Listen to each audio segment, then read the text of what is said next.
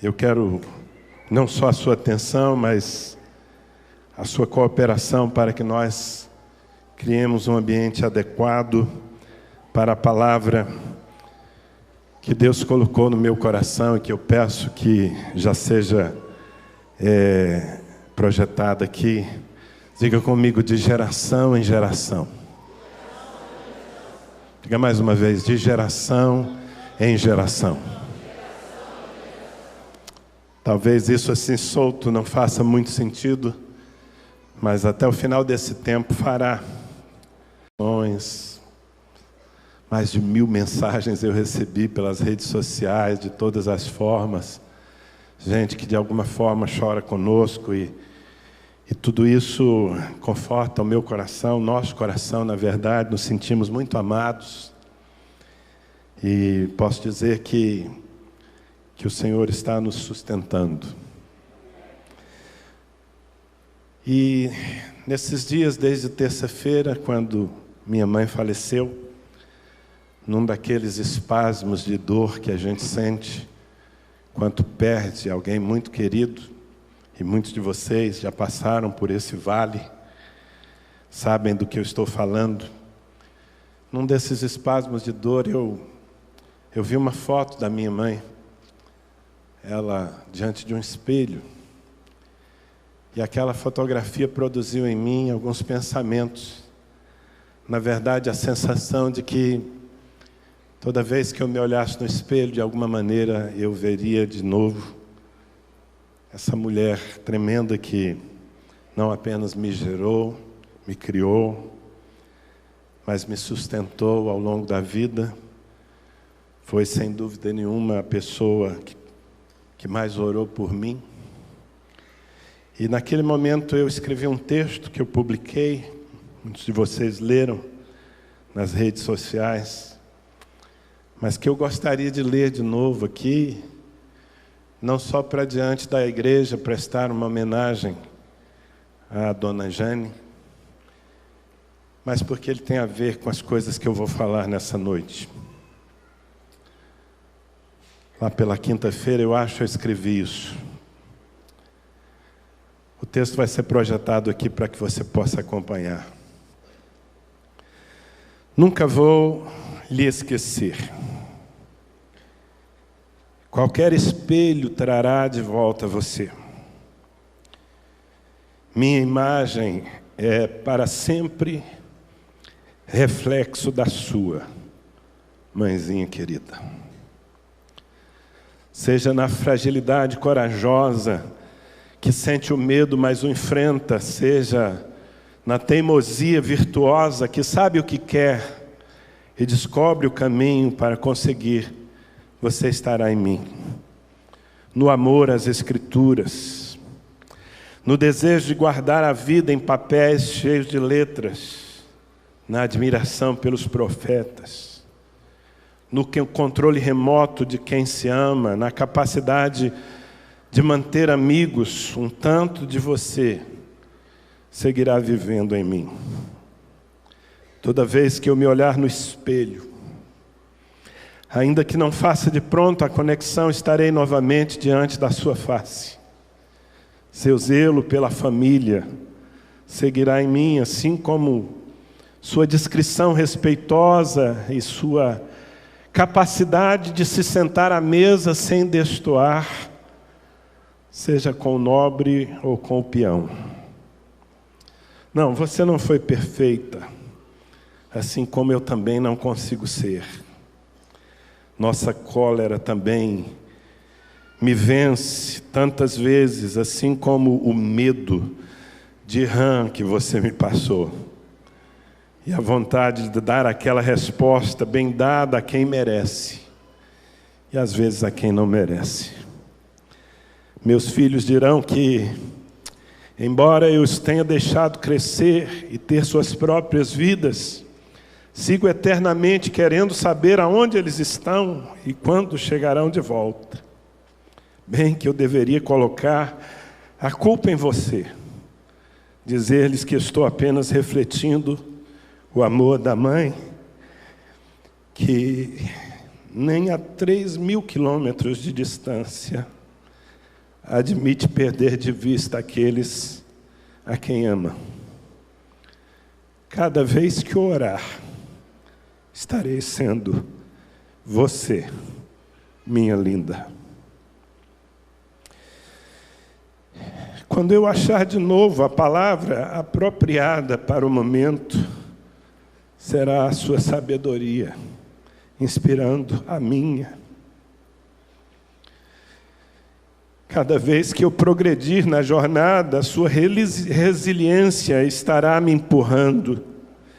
E se a vida, por capricho ou desígnio, me obrigar a dar uns passos atrás, não me farei de rogado. E como você, esperarei o próximo capítulo para me vingar ou mostrar que aprendi a lição. Você se foi. E a dor é enorme dentro de mim.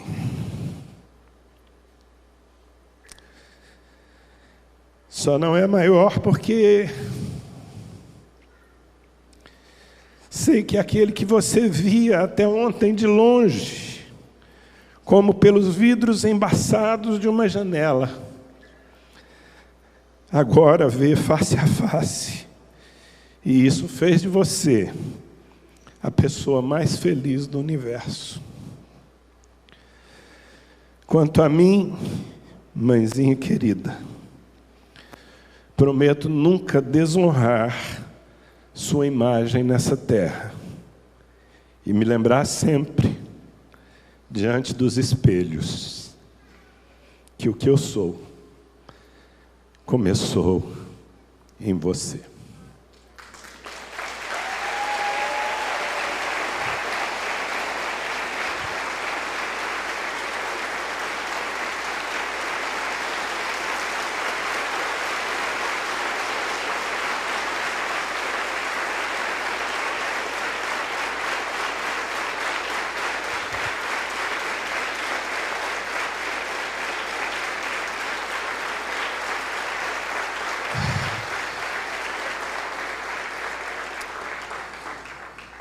Que sejam essas palmas, esses aplausos para a história dessa mulher que certamente vai continuar vivendo em mim.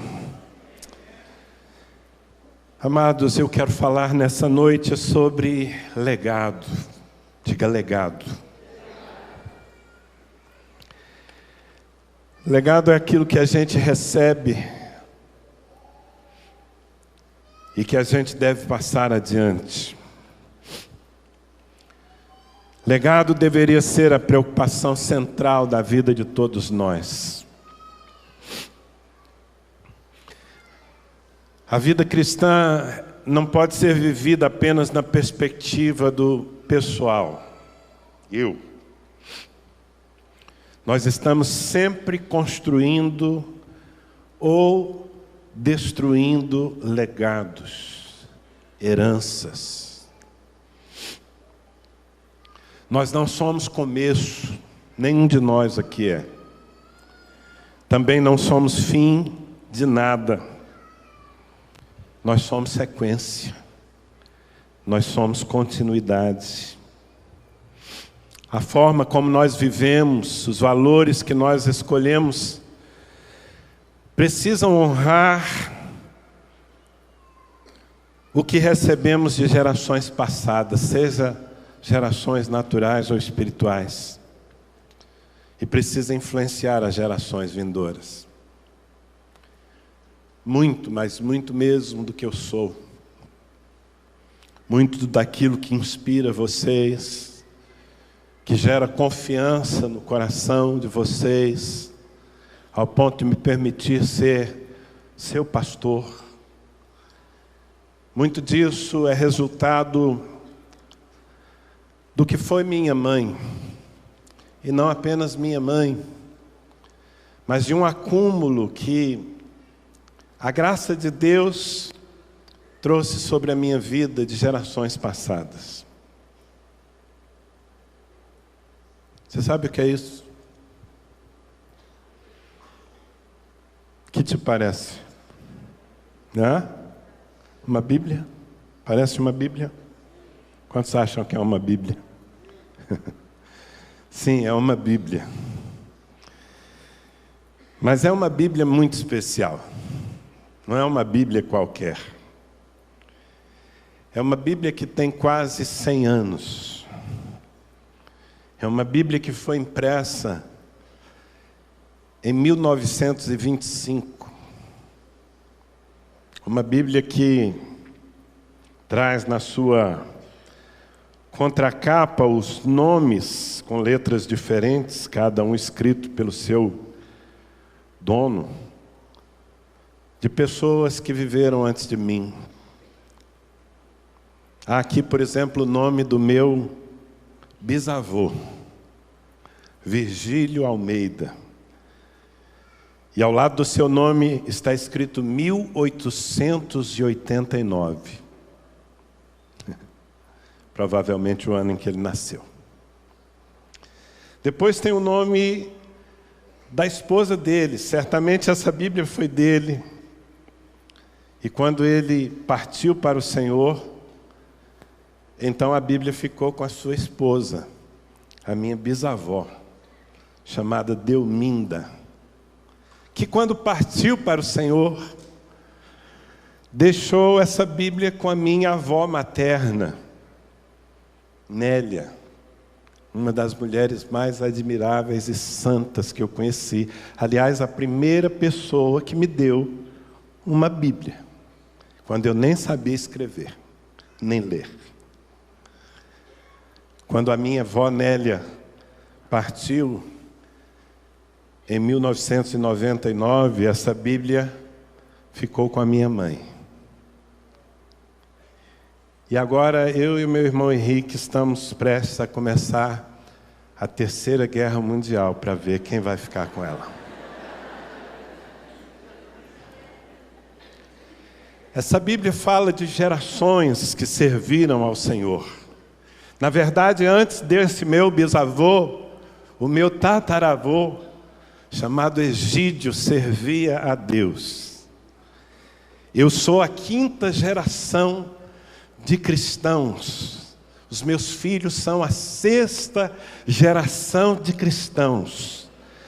E eu ouso proclamar nesse altar que os meus netos serão a 7ª geração de cristãos. Aliás, profetizar sobre as gerações parece ser algo que a igreja descobriu há pouco tempo, mas não. Porque na contracapa dessa Bíblia, a minha bisavó escreveu uma palavra. Ela escreveu: em nome de Jesus Cristo, declaro quebradas todas as maldições sobre a minha vida, a vida dos meus filhos, netos, bisnetos, os familiares e toda a minha descendência. Declaro que não tive filhos para a perdição. Minha descendência servirá ao meu Senhor e chegará ao lar celestial. O meu Senhor levantará pastores da minha descendência, missionários, obreiros. Os meus olhos humanos não contemplarão isso, talvez, mas a eternidade o revelará. Legado. Pessoas que viveram com intensidade a vida cristã ao ponto de transferi-la para os seus filhos, e para os seus netos, e para os seus bisnetos. E hoje, com essa consciência tão aguçada, refletindo às vezes, entre lágrimas, pensando em quanto da minha mãe, mulher de oração, mulher cuja imagem eu vi centenas de vezes, debruçada sobre a Bíblia. Aliás, Bíblia, ela tem de todas as cores e formas e tamanhos. Quantas vezes eu a vi com seu caderno, com a sua caneta e com a sua Bíblia na mão. em longos tempos de meditação. Cadernos e cadernos, agendas cheias estão lá na casa do meu pai. Uma mãe não apenas de 2 filhos, mas uma mãe de muitas pessoas.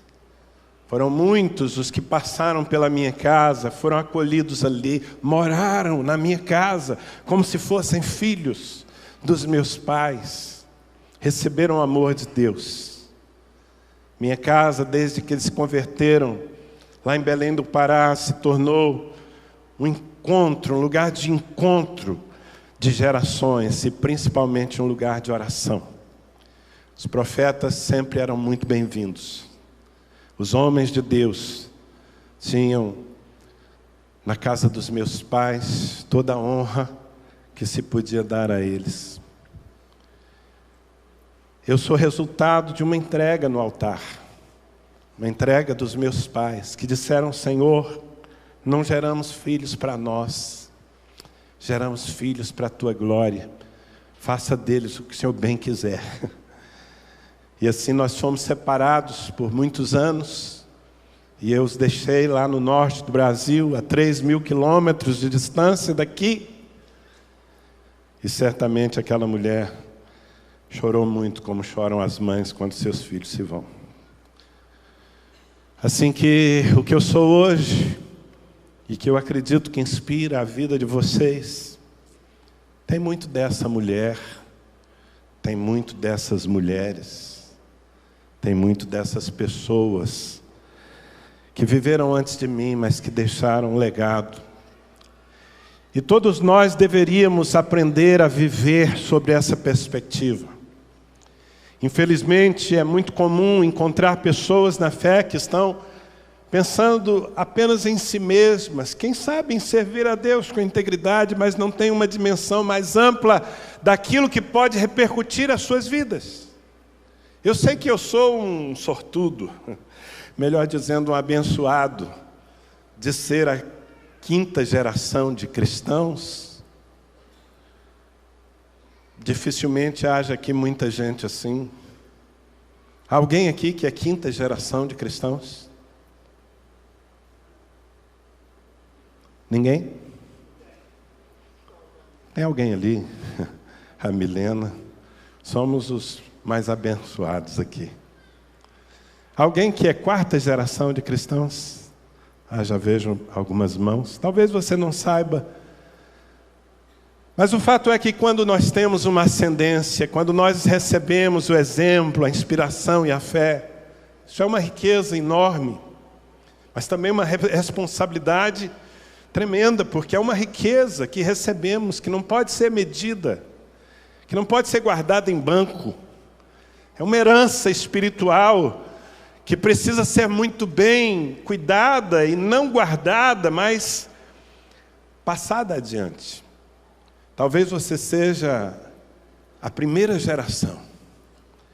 E ouvir as coisas que eu estou dizendo, e vou lhe dizer até o final desse meu tempo aqui, espero que inspire você a viver para produzir gerações de cristãos. Talvez você seja a 1ª, que venha a 2ª e a 3ª, seus netos, e a 4ª, seus bisnetos, e que eles amem a Deus e tenham uma fé tão intensa quanto a sua.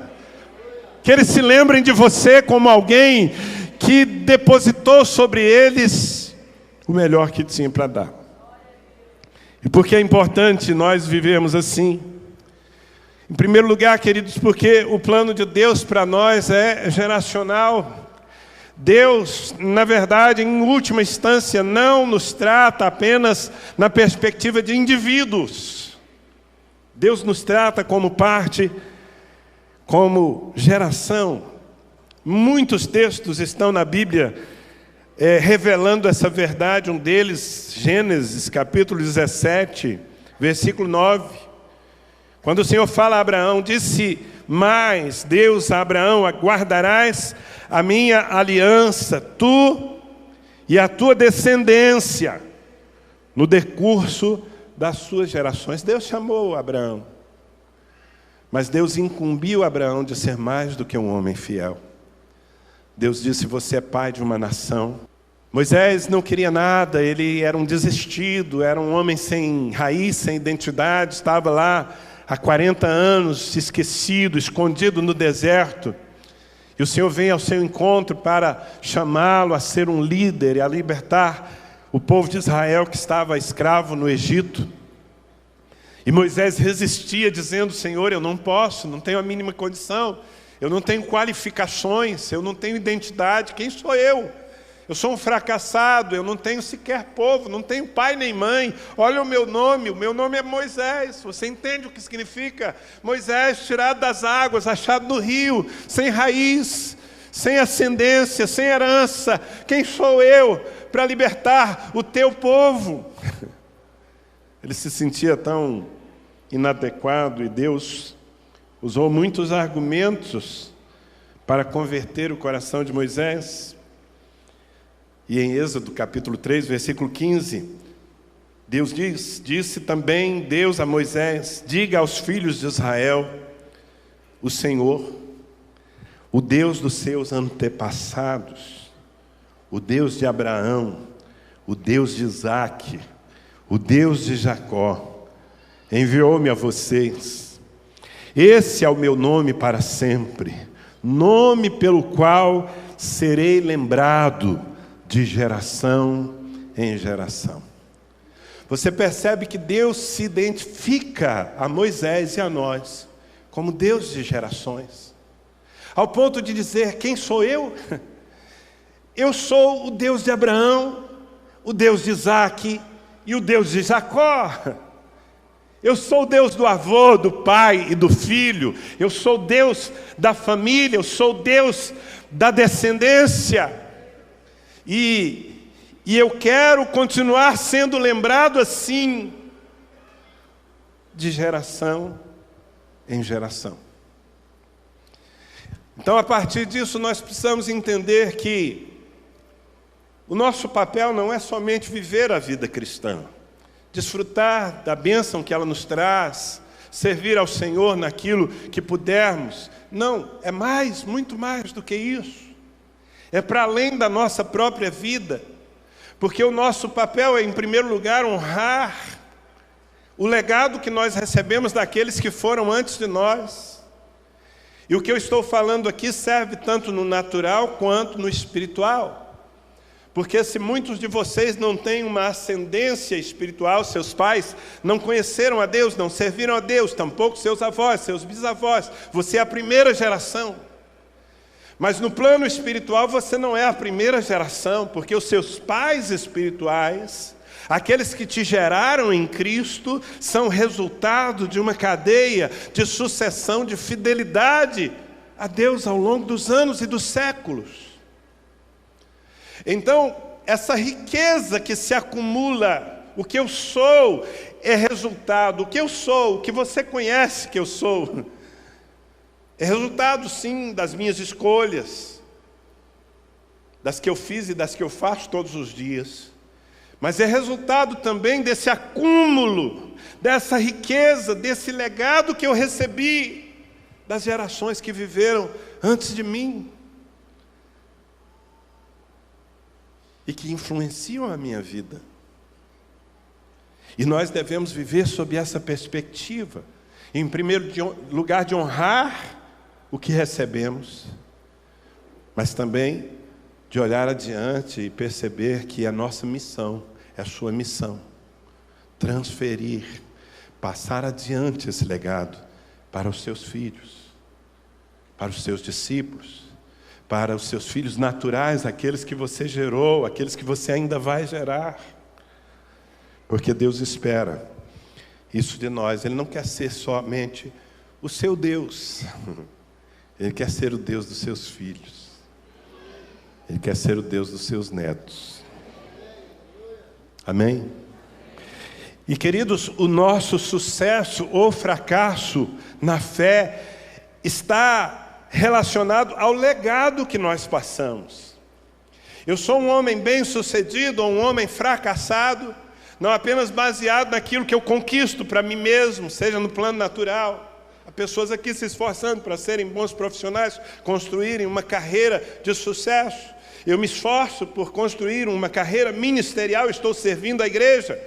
Mas ainda que eu seja um pastor reconhecido pelo meu rebanho e fora daqui, eu não posso me dar por bem-sucedido se eu não honrar aquilo que recebi de quem viveu antes de mim. E principalmente, se eu não... E como eu disse, nós não podemos nos dar por bem-sucedidos se nós não conseguirmos transferir essa fé. Diga fé. Quando eu falo de fé, eu falo da nossa relação com Deus, da nossa confiança em Deus. Eu falo das coisas que nós cremos, que vêm da palavra. Eu falo dos valores que a vida cristã nos impõe. E o nosso sucesso está em conseguir passar adiante. Um homem de Deus não deveria se preocupar com nenhum objetivo acima desse. Não atingi-lo é um grande fracasso. No Salmo 78, versículos 3 e 4, nós temos o modelo de Deus, como deveríamos todos viver. Está escrito assim: e o que ouvimos e aprendemos, o que os nossos pais nos contaram, não esconderemos dos nossos filhos, contaremos à próxima geração os louváveis feitos do Senhor, o seu poder e as maravilhas que Ele fez. Em outras palavras, aquilo que eu recebi, não posso nem desprezar e nem esconder. Eu preciso transferir, eu preciso passar adiante.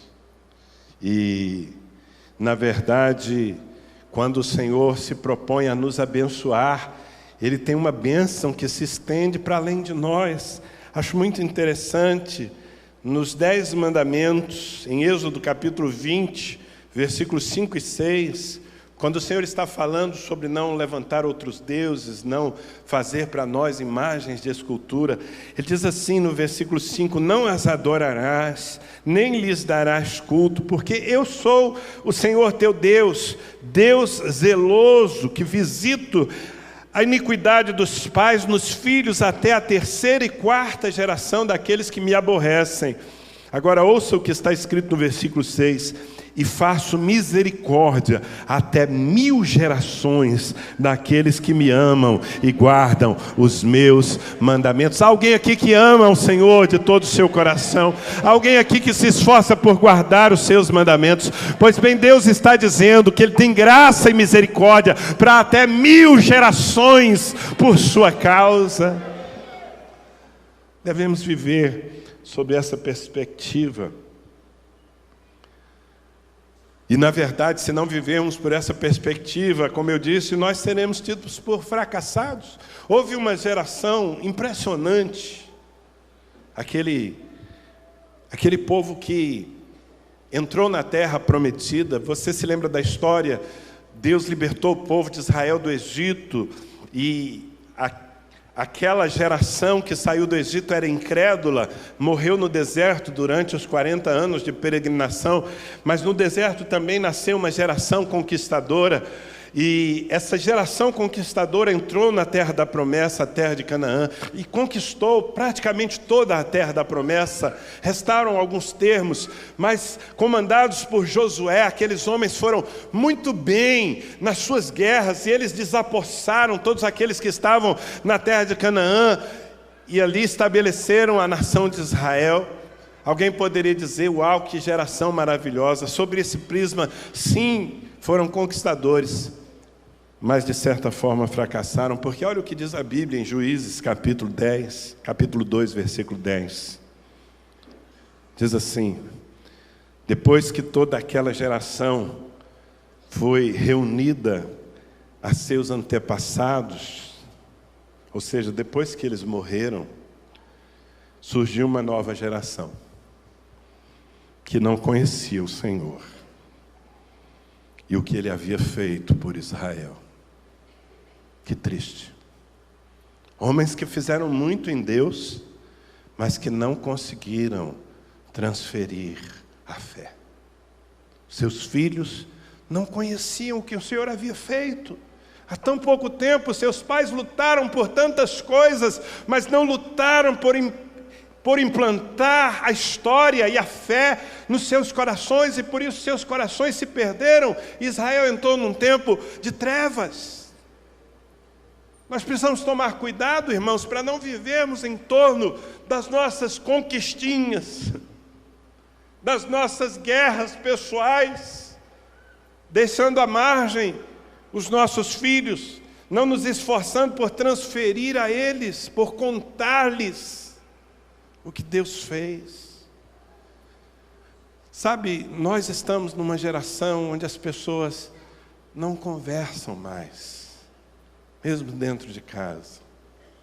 E quando conversam sobre aquilo que é atual, que é evidente. É muito difícil que pais, nos nossos dias, se sentem com os filhos para contar a história deles mesmos. E quando nós deixamos de passar adiante as histórias, nós enterramos uma riqueza. Eu sou o homem que eu sou porque eu conheço muito da história dos meus pais, dos meus avós. São famílias que cultuam isso, que cultivam, melhor dizendo. Meu pai, ele colocou o primeiro sapato dos pés aos 13 anos de idade. Vivia na roça, na pobreza. E quando se casou com a minha mãe, que já tinha uma condição melhor que a dele, a sua família, a única oportunidade que ele tinha para crescer na vida era deixar a sua terra, o interior da Bahia, e ir para o norte do Brasil, para o Pará. Que se o Pará é longe hoje, naquele tempo, em 1966, era o fim do mundo. Tem alguém aqui lá do Pará, não? Era o fim do mundo. No nosso caso, eram 2.000 e tantos quilômetros de estrada de terra, até chegar onde nós fomos ganhar a vida. Eu digo nós porque eu era só um contrapeso de 1 ano e meio de idade. Minha mãe foi uma heroína, se lançou nessa aventura com seu marido para poder ter alguma coisa e nos dar depois alguma coisa. Era tão distante o lugar que nós morávamos que um dia nasceu um primo meu na Bahia e mandaram um telegrama dizendo: ei, Fábio nasceu. E quando o telegrama finalmente chegou, ele já tinha 2 meses.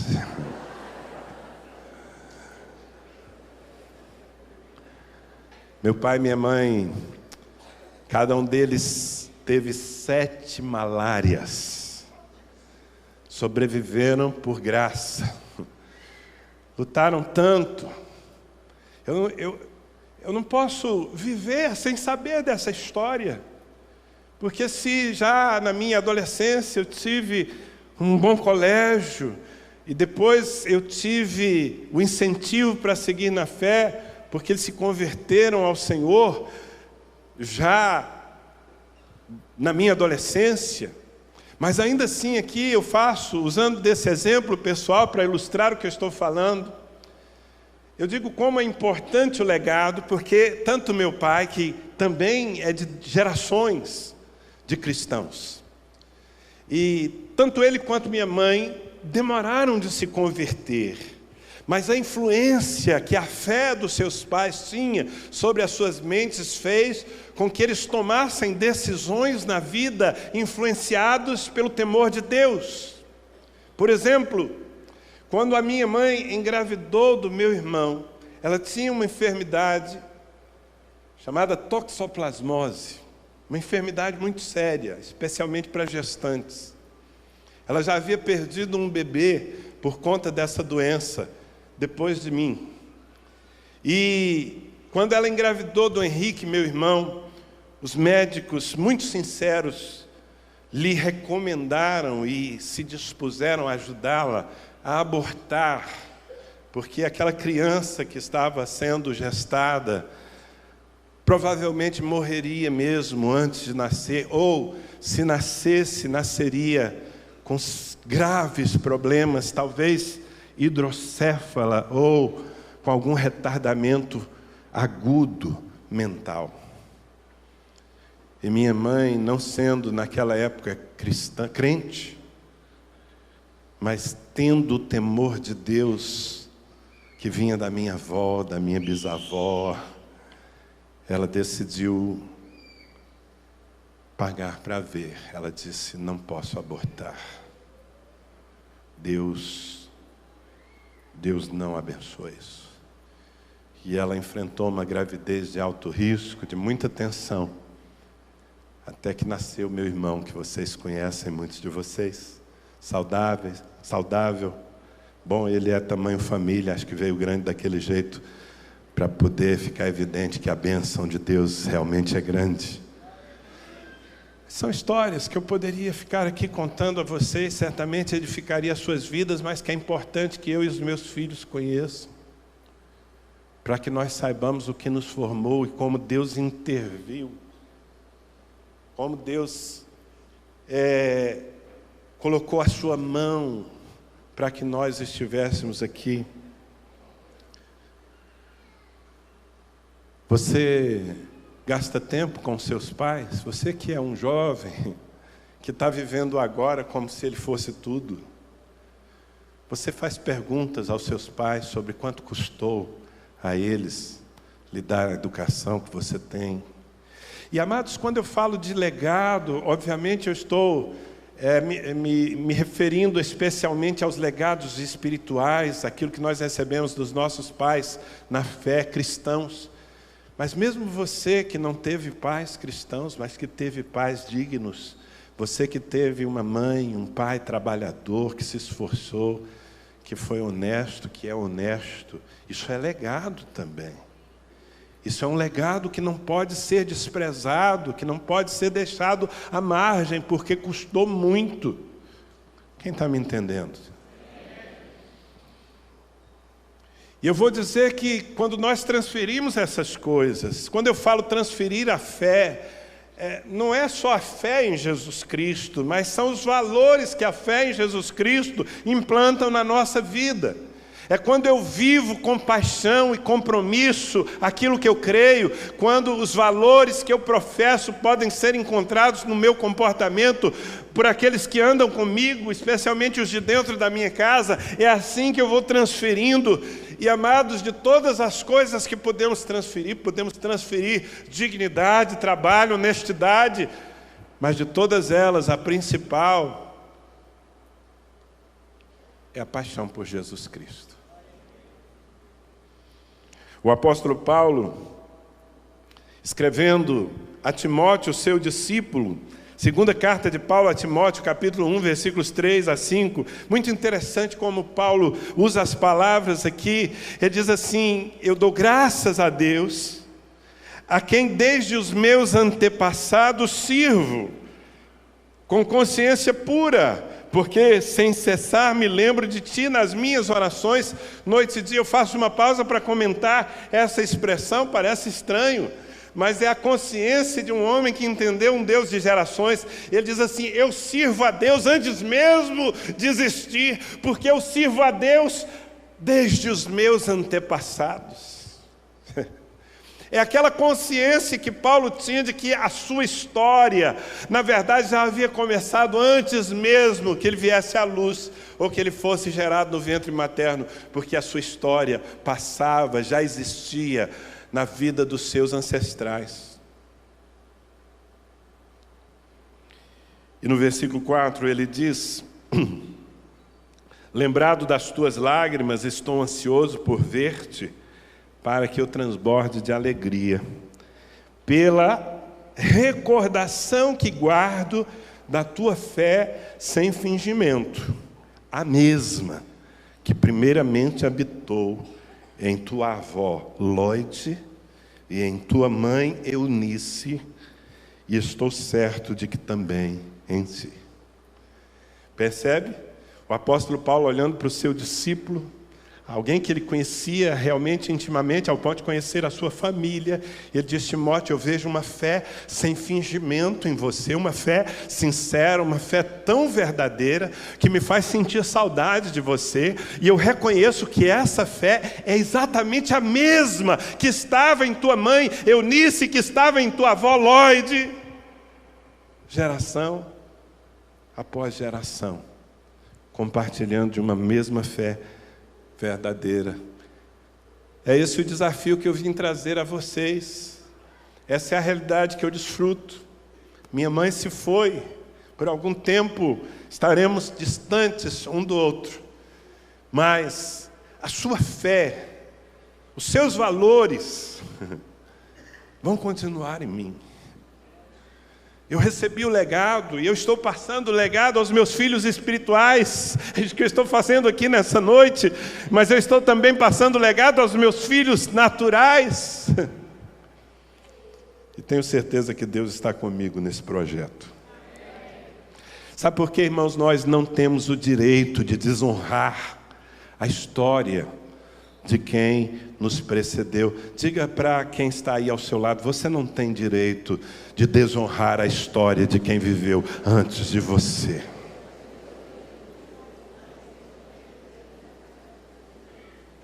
Porque a história custa muito.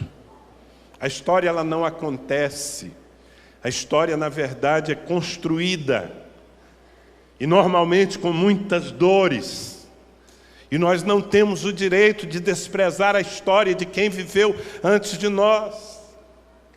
É muito interessante, o escritor aos Hebreus, do capítulo 11, o capítulo 11 é um dos capítulos mais famosos da Bíblia, é chamado de a galeria dos heróis da fé, porque o escritor aos Hebreus, ele vai citando muitos servos de Deus que viveram ao longo do tempo e com sua fé glorificaram a Deus, alguns fazendo grandes milagres, conquistando feitos tremendos, outros sofrendo muito, como diz a palavra, cerrados ao meio, entregues à morte, e homens e mulheres dos quais o mundo não era digno.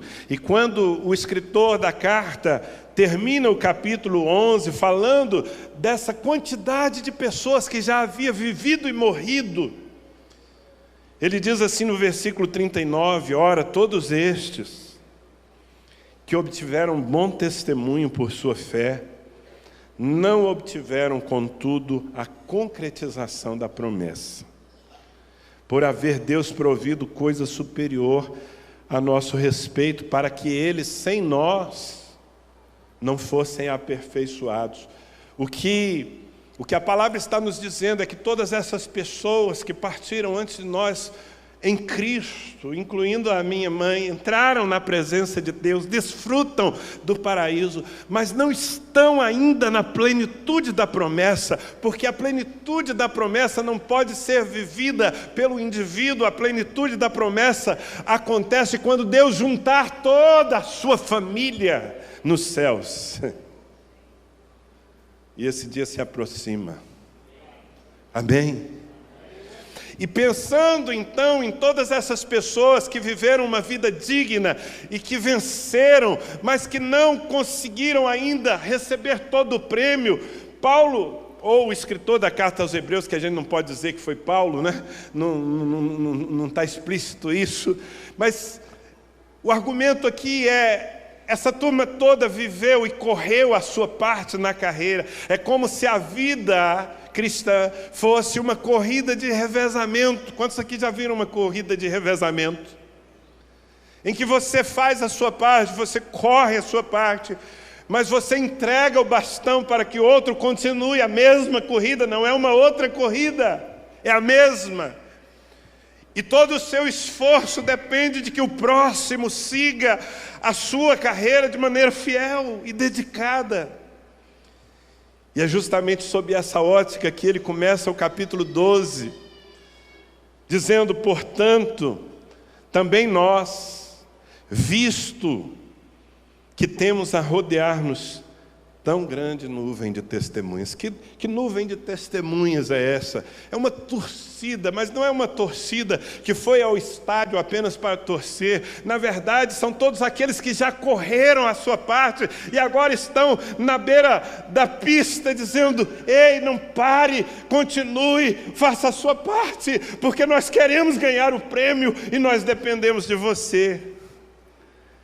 Portanto, também nós, visto que temos a rodear-nos tão grande nuvem de testemunhas, desembaraçando-nos de todo o peso e do pecado que tenazmente nos assedia, corramos com perseverança a carreira que nos está proposta, olhando firmemente para o autor e consumador da fé, Jesus, o qual, em troca da alegria que lhe estava proposta, suportou a cruz, não fazendo caso da ignomínia, da vergonha, e está sentado à destra do trono de Deus. Percebe qual é o apelo da palavra a cada um de nós? Continue correndo, persevere correndo, corra segundo as regras, não desanime, não solte o bastão, não encontre um atalho para a sua vida, continue correndo, olhando para Jesus. Você não tem o direito de desonrar a história daqueles que correram antes de você. Nenhum de nós tem esse direito. Assim como também não temos o direito de viver como se nós fôssemos os únicos. Como se a vida fosse assim, eu e Deus. Como se nós fôssemos a última bolacha do pacote. Fala para o seu vizinho aí, quem sabe ele encontra essa verdade. Você não é a última bolacha do pacote. Entendeu? Você não é a última bolacha do pacote, meu irmão. Você é sequência. Você é sequência. E depois de você vem outros que dependem de você e que precisam ser abastecidos pela sua vida e pelo seu testemunho. Viva sob essa perspectiva. Viva debaixo desse desafio e dessa responsabilidade. É isso que nos torna relevantes. Porque aqueles que vivem apenas pensando em si mesmos fracassam. E na verdade ofendem a Deus. Há um rei cuja vida desonrou profundamente ao Senhor. O seu nome é Ezequias. Ezequias fez o que desagradava a Deus. E o Senhor mandou então o profeta Isaías levar a ele uma palavra difícil, dura, que atingia a sua descendência. Isso está narrado no livro de Isaías, mas também no segundo livro dos Reis, capítulo 20. Vou ler apenas aqui o desfecho da história para que você entenda o absurdo. Segundo Reis 20, 16 em diante. Então disse Isaías, o profeta, a Ezequias: ouve a palavra do Senhor. Eis que virão dias em que tudo quanto houver em tua casa, com o que entesouraram teus pais até ao dia de hoje, será levado para a Babilônia. Não ficará coisa alguma, disse o Senhor. No versículo 18, dos teus próprios filhos que tu gerares, tomarão, para que sejam eunucos, homens castrados, no palácio do rei de Babilônia. Que palavra dura, não é? Porque Ezequias tinha ofendido a Deus com algumas decisões. Deus manda o profeta e diz: olha, todo o legado que você recebeu dos seus pais, as riquezas, será levada pelo inimigo, pelo rei de Babilônia. E não apenas isso, os filhos que tu gerares, eles serão escravos em Babilônia. Esse homem deveria se jogar no chão e clamar por misericórdia, mas não foi o que ele fez. A mentalidade dele era tão pequena. Olha o que ele responde no versículo 19. Então disse Ezequias a Isaías: boa é a palavra do Senhor que disseste, pois pensava, haverá paz e segurança em meus dias. O que vai acontecer com os meus filhos não me importa. Se nos meus dias houver paz e segurança, está tudo bem. Que mente pequena. Que visão vergonhosa de um homem que vive para si, que não tem responsabilidade para com aqueles que ele mesmo gerou.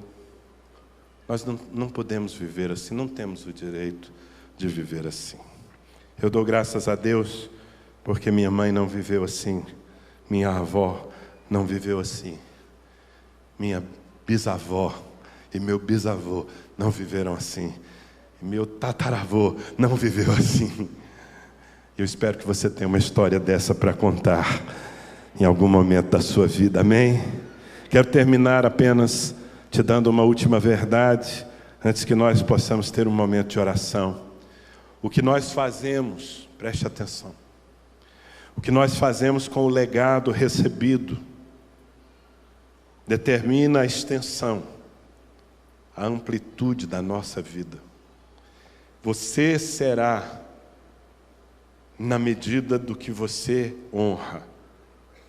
Eu digo, se você recebe uma herança espiritual, seja pelas vias naturais dos seus pais, dos seus avós, seja pelas vias espirituais, você tem a oportunidade de estar plantado aqui numa igreja, onde há pessoas sérias, servindo a Deus, buscando agradar ao Senhor, vivendo um evangelho sério, e você está não apenas sendo abençoado com isso, você está sendo responsabilizado, porque um legado está sendo transmitido a você pelos seus pais espirituais, e você precisa, a partir desse legado, ampliar a sua vida. E eu quero terminar fazendo a aplicação de um dos 10 mandamentos, aliás, o único com promessa. Deuteronômio capítulo 5, versículo 16. Está escrito: honra a teu pai e a tua mãe, como o Senhor teu Deus te ordenou, para que se prolonguem os teus dias e para que te vá bem na terra que o Senhor teu Deus te dá. Amém? Jovens, honra a teu pai e a tua mãe. Pessoas de meia idade, honra a teu pai e a tua mãe. Pessoas que têm os pais na velhice, e eu quero dar graças a Deus pelos últimos meses tão difíceis, em que eu tive que inúmeras vezes pegar a minha mãe com grande dificuldade, colocá-la num carro, levar aos médicos, e depois por quase 2 meses seguidos, assisti-la praticamente todos os dias, num quarto de hospital, gastar tempo com ela, ministrar, orar, olhar nos seus olhos, declarar tudo que ela é na minha vida. E eu dou graças a Deus por ter tido essa oportunidade de honrá-la com os meus gestos, com o meu serviço.